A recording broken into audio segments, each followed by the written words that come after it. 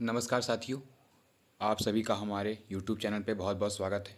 आज के इस वीडियो में हम डिस्कस करने वाले हैं भारतीय इतिहास के दो अति महत्वपूर्ण टॉपिक, सिंधु घाटी की सभ्यता और वैदिक संस्कृति से बनने वाले कुछ अति महत्वपूर्ण प्रश्नों पर, जो विभिन्न प्रकार की प्रतियोगी परीक्षाओं में लगातार पूछे जाते हैं। तो आइए आज के इस वीडियो को हम स्टार्ट करते हैं इस कोटेशन के साथ कि हल मुश्किल का पाने के लिए दिमागी पेच लड़ाने पड़ते हैं।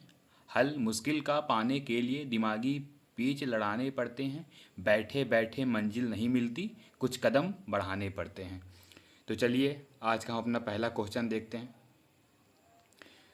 तो पहला क्वेश्चन हमारा ये रहा, सिंधु घाटी सभ्यता के निम्नलिखित स्थानों में से कौन सा स्थान सिंधु नदी के किनारे पर स्थित है। आपके ऑप्शन हैं लोथल, मोहनजोदड़ो, कालीबंगा या हड़प्पा। तो इस क्वेश्चन का आंसर है मोहनजोदड़ो। मोहनजोदड़ो जो कि वर्तमान में पाकिस्तान के सिंध प्रांत में सिंधु नदी के किनारे स्थित है। मोहनजोदड़ो की बात करते हैं तो यहाँ लगभग प्रत्येक घर में निजी कुएं एवं स्नानागार होते थे और पानी के लिए नालियों की व्यवस्था थी। अनेक घरों में शौचालय भी बने हुए थे। मोहनजोदड़ो, जिसकी सिंधी भाषा में अर्थ होता है मृतकों का टीला, इसकी खोज सर्वप्रथम 1922 में राखलदास बनर्जी ने की तथा इसके पुरातात्विक महत्व की ओर सबसे पहले ध्यान उन्होंने दिया। अगर कुछ और फैक्ट की बात करें तो मोहनजोदड़ो का धान्यागार 45.72 मीटर लंबा तथा 22.86 मीटर चौड़ा था, जो कि वहाँ का सबसे बड़ा भवन था। मोहनजोदड़ो के विशाल स्नानागार की उत्तर से दक्षिण की ओर लंबाई 11.88 मीटर तथा पूर्व से पश्चिम की जो चौड़ाई थी वो 7.01 मीटर थी। आइए आज का हमारा दूसरा क्वेश्चन देखते हैं। दूसरा क्वेश्चन है, सिंधु घाटी सभ्यता की लिपि कौन सी है। आपके ऑप्शन है तमिल, खरोष्ठी, अज्ञात या ब्राह्मी। तो इस प्रश्न का उत्तर है अज्ञात लिपि। सिंधु लिपि में लगभग 64 मूल चिन्ह 250 से 400 तक अक्षर हैं, जो सेलखड़ी की आयताकार मुहरों, तांबे की गुटिकाओं आदि पर मिलते हैं। यह लिपि चित्रात्मक थी। यह लिपि अभी तक पढ़ी नहीं जा सकी है। क्वेश्चन नंबर 3, मोहनजोदड़ो में सबसे बड़ा भवन कौन सा था। तो इसका आंसर आप बहुत जल्दी दे देंगे। इसका आंसर है धान्यागार। धान्यागार जो था वो मोहनजोदड़ो का सबसे बड़ा भवन था। क्वेश्चन नंबर 4, हाथी दांत का पैमाना हड़प्पी संदर्भ में मिला है। आपके ऑप्शन हैं धोलावीरा, कालीबंगा, लोथल या राखीगढ़ी। तो इसका उत्तर है लोथल। अगला क्वेश्चन, एक उन्नत जल व्यवस्था का साक्ष्य कहाँ से मिला है। आपके ऑप्शन हैं धोलावीरा, कालीबंगा, लोथल या राखीगढ़ी। तो इस प्रश्न का उत्तर है धोलावीरा। अगला प्रश्न, कौन सा हड़प्पी नगर 3 भागों में विभाजित था। बहुत ज़्यादा पूछा जाने वाला क्वेश्चन है ये, अति महत्वपूर्ण। आपके ऑप्शन हैं धोलावीरा, कालीबंगा, लोथल या राखीगढ़ी। तो इस प्रश्न का आपका उत्तर हो जाएगा धोलावीरा। अगला क्वेश्चन, हड़प्पन संस्कृति के संदर्भ में शैलकृत स्थापत्य में प्रमाण कहाँ से मिले हैं। तो इस प्रश्न का आपका उत्तर हो जाएगा अगेन फिर से एक बार धोलावीरा। अगला क्वेश्चन है, भारत का सबसे बड़ा हड़प्पी पुरा स्थल है। ऑप्शन है आपके आलमगीरपुर, कालीबंगा, लोथल या राखीगढ़ी। तो इस प्रश्न का आपका उत्तर हो जाएगा राखीगढ़ी। अगला प्रश्न, दधेरी एक परवर्ती हड़प्पी पुरा स्थल है। आपके ऑप्शन है जम्मू का, पंजाब का, हरियाणा का या उत्तर प्रदेश का। तो इस प्रश्न का आपका उत्तर है पंजाब का। अगला प्रश्न है, निम्नलिखित में से कौन सा अन्न मनुष्य द्वारा सबसे पहले प्रयोग होने वालों में से एक था। आपके ऑप्शन है जौ, जिसे प्राचीन काल में यव कहा जाता था, जई जिसका पुराना नाम ओट है, राई या गेहूं। तो इसका आपका उत्तर हो जाएगा जौ। मनुष्य द्वारा सर्वप्रथम जौ का प्रयोग करने के साक्ष्य प्राप्त होते हैं। अगला क्वेश्चन है, वैदिक लोगों द्वारा कौन से धातु का प्रयोग पहले किया गया था। आपके ऑप्शन है चांदी, सोना, लोहा या तांबा। तो आपका इस प्रश्न का उत्तर बन जाता है तांबा। ऋग्वैदिक लोगों द्वारा सर्वप्रथम तांबे का प्रयोग किया गया था। ऋग्वेद में अयस नामक धातु का उल्लेख है, किंतु इसकी पहचान संदिग्ध है। कुछ विद्वान इसे तांबा, कांस्य या लोहा बताते हैं, किंतु ऋग्वैदिक आर्य लोहे से परिचित नहीं थे। अगला प्रश्न है, गायत्री मंत्र लिया गया है। ऑप्शन है भगवत गीता से, अथर्ववेद से, ऋग्वेद से या सामवेद से।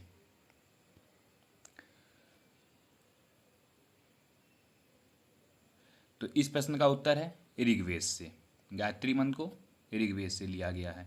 अगला प्रश्न, सर्वाधिक ऋग्वेदिक सूक्त समर्पित है। अग्नि को, इंद्र को, रुद्र को या विष्णु को। तो इस प्रश्न का उत्तर बनता है भगवान इंद्र को। अगला प्रश्न, ऋग्वेदिक धर्म था।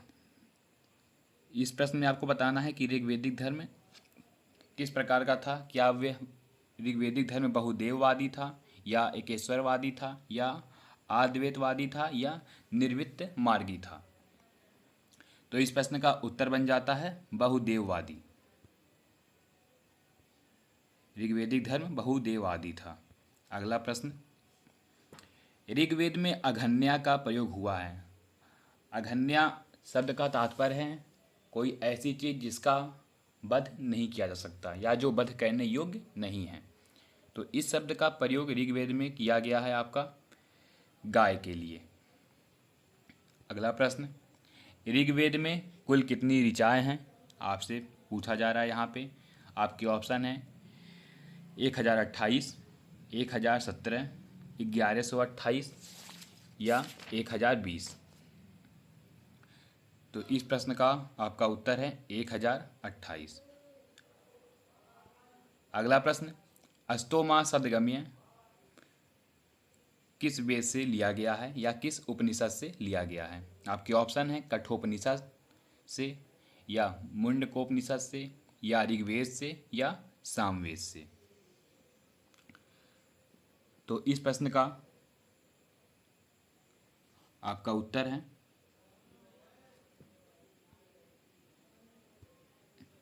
ऋग्वेद से। अष्टोमा सदगमय ऋग्वेद से लिया गया है। अगला प्रश्न, ऋग्वेद काल में निष्क किस अंग का आभूषण था। गला का, कान का, बाहु का या कलाई का। निष्क एक प्रकार का आभूषण होता था जो ऋग्वेद काल में पहना जाता था। तो निष्क आभूषण गले में पहना जाता था। अगला प्रश्न, ऋग्वेद की मूल लिपि थी। जो ऋग्वेद कालीन अलग अलग वेद हैं, जो उपनिषद हैं, वो किस लिपि में लिखे गए हैं आपसे ये पूछा जा रहा है। आपके ऑप्शन है देवनागरी लिपि, खरोष्ठी लिपि, पाली लिपि या ब्राह्मी लिपि। इस प्रश्न का आपका उत्तर है ब्राह्मी लिपि। अगला प्रश्न, वैदिक आर्यों का प्रमुख भोजन था। आपके ऑप्शन है जौ और चावल, दूध और इसके उत्पाद, चावल और दालें या सब्जियां और फल। तो इस प्रश्न का आपका उत्तर है दूध और इसके उत्पाद।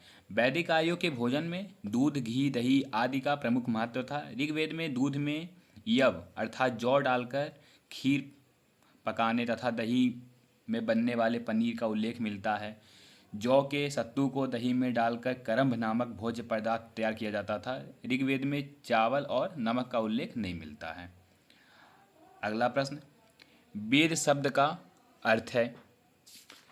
आपके ऑप्शन है ज्ञान, बुद्धिमता, कुशलता या शक्ति।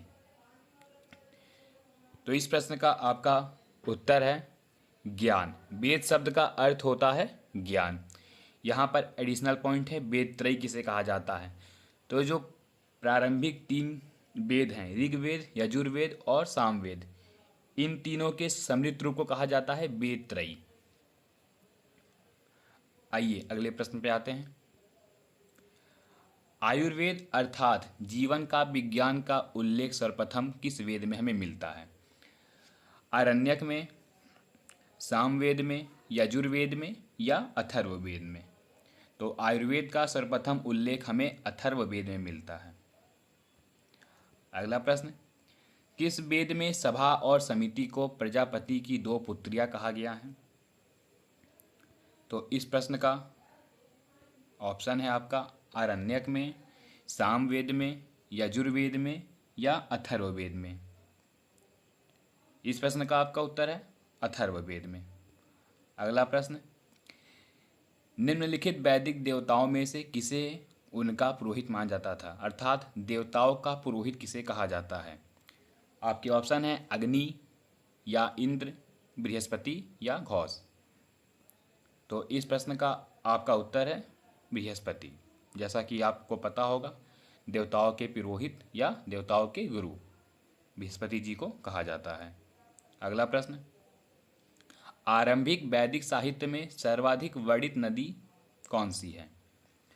आपके ऑप्शन है सिंधु, सुतुद्री नदी, सरस्वती नदी या गंगा नदी।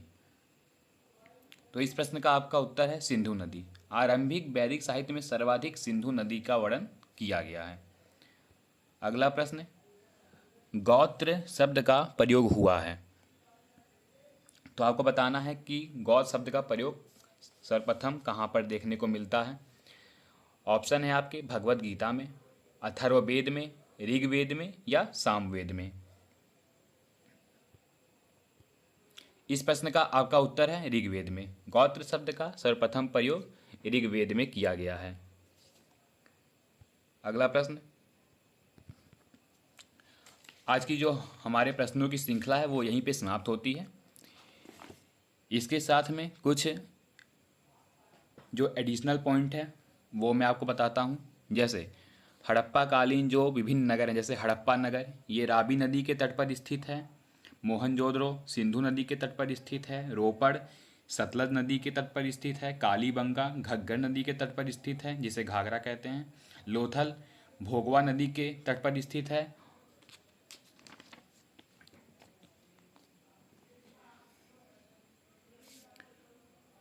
तो आज की हमारी जो ये विशेष श्रृंखला थी भारतीय इतिहास के ऊपर में, ये यहीं पे समाप्त होती है। कल हम इसके पार्ट 2 के साथ मिलेंगे जिस पे हम बौद्ध धर्म और जैन धर्म के बारे में विस्तार से चर्चा करेंगे। उम्मीद है आपको ये वीडियो पसंद आया होगा। आप सभी लोगों का बहुत बहुत धन्यवाद।